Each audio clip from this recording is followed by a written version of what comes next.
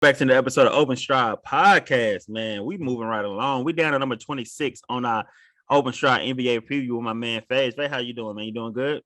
Good. Yeah, man. So we let everyone moving. hear who's gonna be. Say it again. So I'm interested to let everybody know who our next team is gonna be. Yeah, man. We at 26 now, so we moving right along.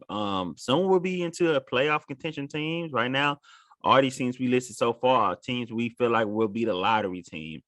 And this next team should be no surprise because they was in the lottery last year. They did win a bit more games than they usually do, but they still suck. And that's going to be the Sacramento Kings. The Sacramento Kings went 31-41 last season, man. Not a horrible season based on their standards. I mean, if the Lakers went 31-41, the roof falling off. You know what I'm saying? Teams like that. But for the Kings, it's like whatever, man. As long as you get more than 15 wins, good job. So the Kings do have a bright spot, though. De'Aaron Fox is a baller. Oh, yeah. He is a certified baller. I did not think he was going to be that good coming out of college. I remember the year he was in college. I'm saying like it was years ago, but I remember watching college that year when he was in college, and that was one of the most exciting college seasons in a long time.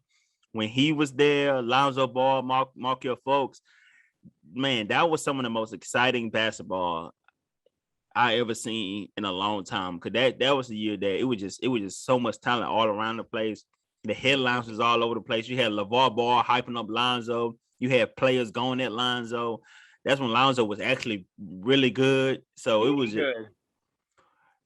I'm not saying he's not good in NBA standards, but based on what he did in college, if Lonzo did what he did in college his rookie season, he would on Rookie of the Year, but just based on the hype and the productivity.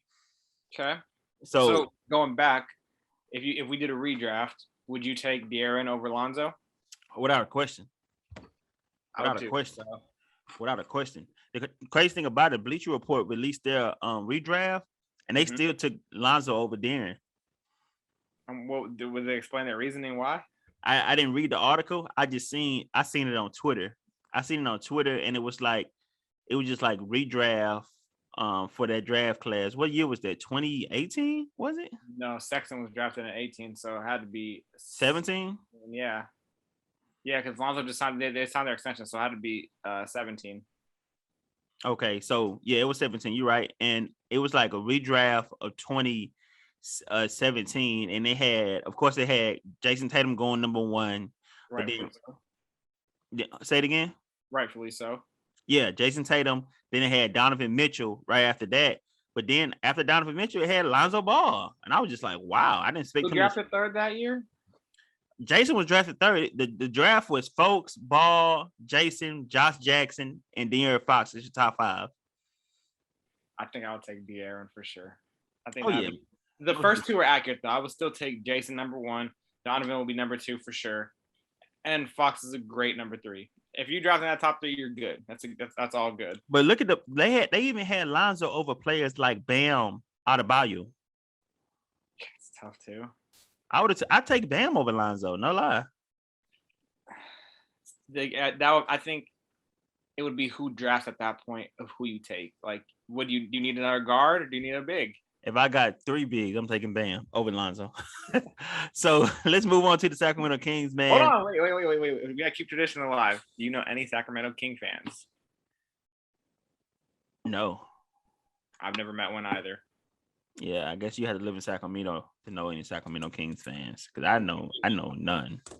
I know De'Aaron Fox fans. I know like people that are really big on De'Aaron Fox. I like De'Aaron Fox. If he was in the Eastern Conference, he'd be an all-star. Maybe. No, it's not even a maybe. It's a guarantee. If he was in the Eastern Conference, he'd be an all-star. What he taking? Huh? Spot would he take? Ben Simmons. Hey, I'm not arguing then. Bye, Ben. Ben Simmons off rip. He taking his spot. And Kyle Lowry not going to be an all-star ever again. He probably take Jimmy Butler's spot, if we're being honest. Bro, no. Not taking Butler's spot. I don't know. You know what? Conversation for another episode. They have Halliburton too. That's another bright spot for them. That's a really, really, really big part. Halliburton is a baller. Yes. Halliburton is a baller. Stephen A. Smith wanted the Knicks to draft him, and they didn't. I know they wish they did now because he's a baller. Who they take? Obi? Yeah, they took Obi. Yeah, Obi's all right. They've never been to Kemba Walker there though. Right now, if that's the case, I still rather have Heidenberg than with I Kimball. probably would too. So let's talk about the Kings, though. We're talking about everything but the Kings. I know it's a boring team, and people don't want it. We don't know any Kings fans, but we have to pay them the proper respect like we did everybody else, man. So let's talk about the things that they acquired this offseason. They got Alex Lynn, Terrence Davis, Richard Holmes. It's not really nothing big. Tristan Thompson, your boy, Double T. Your boy's there. T-Top, yep. T-Top and Maurice Harkless. I think that's how you say his last name. Yeah, Harkless. Yeah, Harkless. They Rashawn lost. Re-signed, right? He actually got a good contract too. Not bad. Yeah, he re-signed with him. He was there last year. He rigged up. What's his name? They lost. What's his name? DeLon Wright. Yeah, they lost it. Ooh, that's gonna be a good pickup for Atlanta. That's a really good pickup. One thing that I want you to talk about, since you're the draft expert here, is the player they picked up. I know when we did our NBA recap, you mentioned this as a pick that kind of surprised you. So I want you to talk about the player they took at number 9. Davion Mitchell. That was an interesting pick because they have Fox locked up. They have Halliburton locked up. And you think that would be the backcourt of the future. And then with opportunity presents itself, they draft another guard who, don't get me wrong, is a really talented player. Davion is a baller. He plays hard, like a really, really good basketball player. But in a draft this loaded, is drafting another guard on a team with your backcourt set really the best decision? I mean, to me, it's a lose-lose. Like, they don't, unless someone gets traded, they're not going to be able to see a full value of him because he's not going to play full value minutes unless they play extremely small basketball. And it's a lose for him because he's a potential really good player on a team that he could start for possibly, depending on what situation presents himself. Now he's kind of a situation where he's playing a backup role, and I know he'll excel at whatever role he plays because he's that good, but I just don't like the pick. I don't think that's the right home for him personally. But, I mean, I could be wrong, and I will accept being wrong. I just don't think drafting another guard with a backcourt-heavy team was the right decision. I agree. The only thing about Davion that I would say, he is a good player. He's he plays defense tough. He locks up. Hopefully the refs let him play defense like that. Yeah, that's true. Yeah, because they call tiki-taka fouls quick, and he don't want to pick up 2 fouls in the first quarter because he's playing tight defense. So that's something he may have to learn to adjust to as far as that defense. When he was in when he was playing, not G League, but when he was playing in the summer league, they was letting him play defense. They wasn't calling them fouls. They let him play, and he was locking players up. So he's putting 20 up too. He was doing good. He was doing really good. It's kind of like they took the best player available regardless of position at that position. I would probably agree with that. They took the best player available, and he helped lead Baylor to a championship. So he's a winner. He plays defense. He scores. So they were just like, hey, regardless that we just drafted Hollenberg and we got De'Aaron Fox and we got Buddy Hield, we're going to take the best player available and just make it work. So we're going to see how it goes. I don't think he's a starting point guard right now anyway. So he has to come off the bench regardless, in my opinion. The only way he'll start if he go to a team that just doesn't have any point guard help. But I feel like he's not a starting point guard right now anyway. I feel like he still has to kind of mature and grow into that position and get a little bit better at going forward to be a starting point guard. So I feel like that backup role is best for him right now and going into his rookie season. But an interesting thing for them is like they may end up moving on from De'Aaron Fox. I know it was out there that Ben Simmons is maybe that trade bait for them. We just spoke about Ben in our Houston Rockets episode. Ben may be that guy that gets traded for the Sacramento Kings, and De'Aaron Fox moves over there, and that may open the window for Mitchell to get more minutes once Fox is gone. If they drafted knowing that they have something lined up to where that's going to get cleared sooner or later, then it may make more sense. But I mean, I just can't see it with the current makeup of their team right now. But where I would like to see Davion would be in Utah. I feel like his game next to Donovan, and it's kind of funny because they wear the same number and basically the same name. I think they could be a really, really, really nice tandem together on the defensive end and on the offensive end. It'd be nice. It would be nice. They'd be undersized, but it would be nice. Undersized now. Who? Utah. That's what I'm saying. That's what, and they keep losing. Right. So that's what I'm saying. They not really upgrading to what they are. They just getting a younger Mike Conley, honestly. So maybe they need some people that stay healthy. Mike Conley can't play in the playoffs. He's never healthy. Well, they just read him up, so they must believe in him more than you. Oh, yeah, maybe. we'll get to that soon, I guess. Long time before we get there. But so let's talk about their roster, how it's constructed right now. Before me and you start recording, we had a very intense conversation about Marvin Bagley and the disrespect that you have for Marvin Bagley.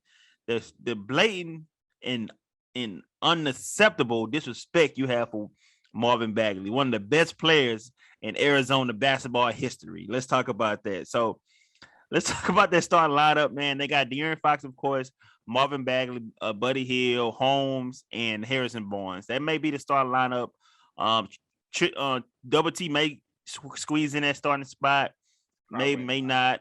They got Alex Lynn over there. He may get in there, but outside of that, I feel like that may be the starting lineup. What's your opinion on the Sacramento Kings starting lineup? It leaves a lot to desire, but what you think about them overall? It's a bunch of trade chips. Like, they're all trade pieces, except Marvin. I mean, if they get rid of him, like, Rashawn's obviously staying, but Buddy Hield, that's not the long-term option. He's rumored in all these trades all the time. Harrison, that's another one. Like, we'll see what happens there. Alex Lynn, who knows? I don't know. There's rumors that DeMarcus Cousins might re-up over there. So style lineup's just not built for success in the long run.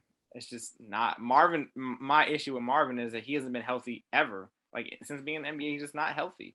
And the talent was there. It was evident at Duke. He's talented. He was number 2 pick for a reason. But he can't stay on the floor, and I don't think he's being utilized properly in Sacramento as well, too. So, a little behind the scenes, Matt and I were talking about the best players that came out of Arizona, and I said Richard Jefferson's the best player. I think he agrees, but his second is Marvin Bagley somehow. I just don't. I did not say that. Don't lie on me. Second was on Marvin. He wants to die it now because now the people get to hear, but it's okay. I didn't say that. No, he said Mike Bibby is better. I won't. Okay. I won't do that to him. But I feel like Marvin Bagley is a good player. I feel like he's been in a bad situation with the Kings. I feel like their coach is not the right coach. For people that don't know, Luke Walton is their coach, and I feel like he needs to be fired like ASAP. And I don't want to call for nobody's job because I don't want nobody to ever call for mine. But I just feel like he's not the right coach.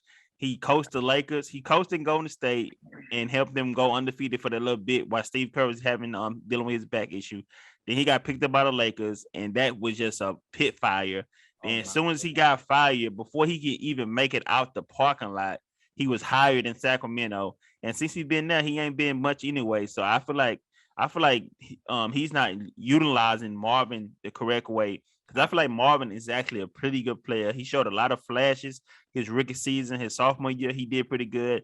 And his dad obviously wants him out of there because his dad is always saying slick stuff on Twitter into the media. So his dad obviously wants him gone.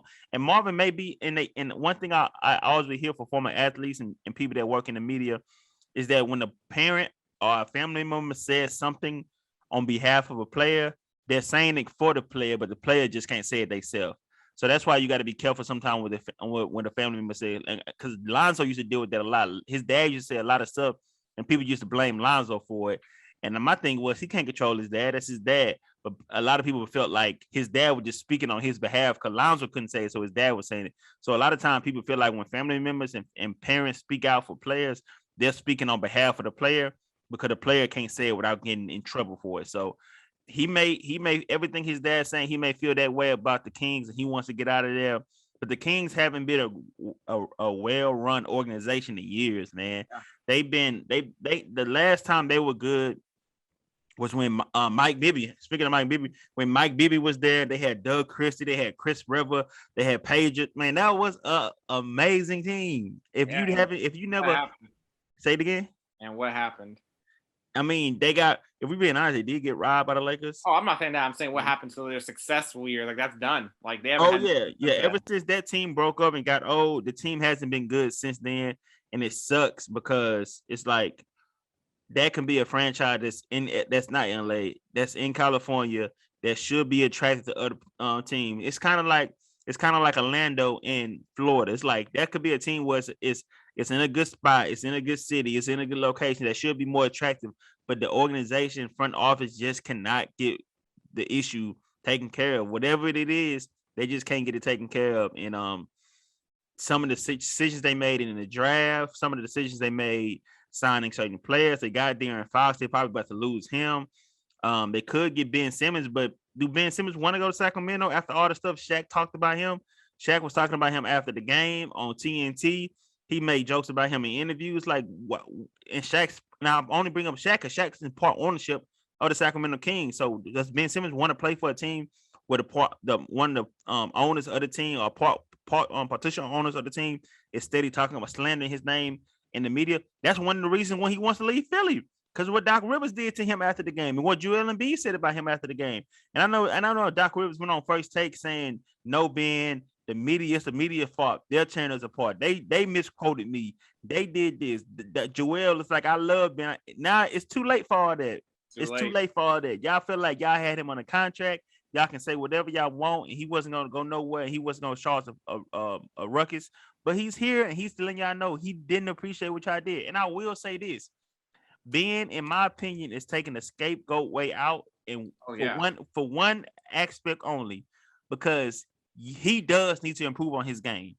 Like he's been the same player from his rookie season to now, and he does need to improve on his game. That's just a fact. Like it's easy to point the finger at Joel. It's easy to point the finger at Doc. It's easy to point the finger at everybody.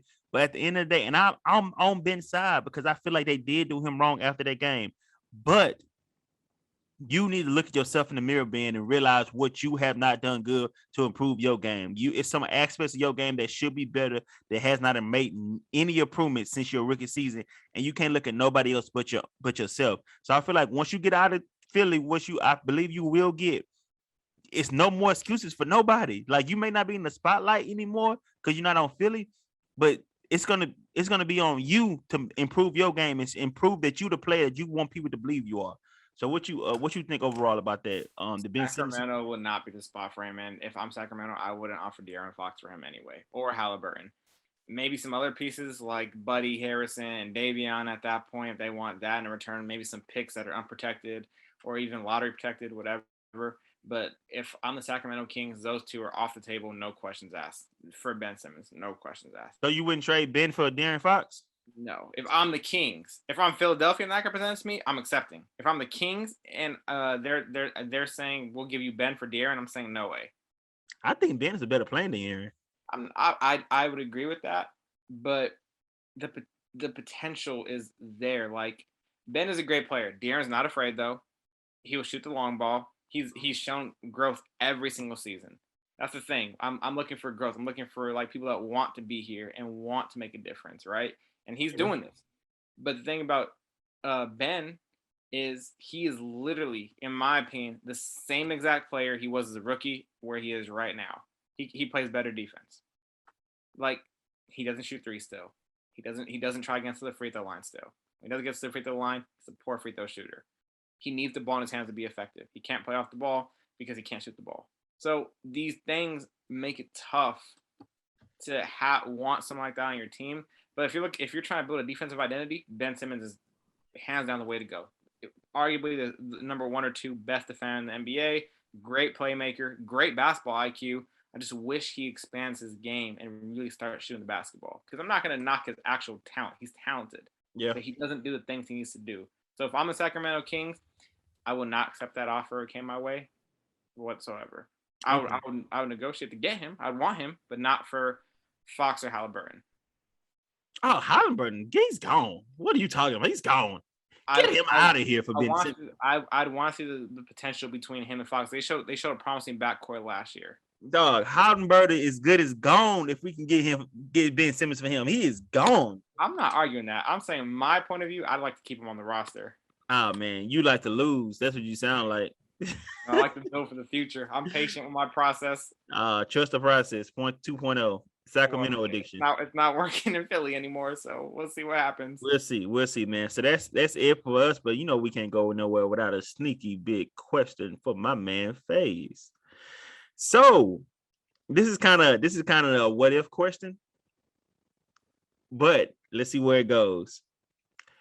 If the Sacramento Kings had drafted Luka Doncic over Marvin Bagley, would they whole organization be in a different situation? Like, absolutely. My gosh, yes. Imagine that backcourt with him and De'Aaron. That would be ridiculous. Playoff team? Probably a seed. Yeah, they could probably do it. Probably smash one of them and still need the coach. But he's that good. He can get you there. He's just that good. But I mean, in terms of winning in the playoffs, that's yet to be seen. But in terms of getting you there, getting wins for the team, he can single-handedly get you a win. Like, he is that good. So yeah, absolutely. That should have been the move for them, but it wasn't. Should have been the move for the Suns, but they took the safe pick.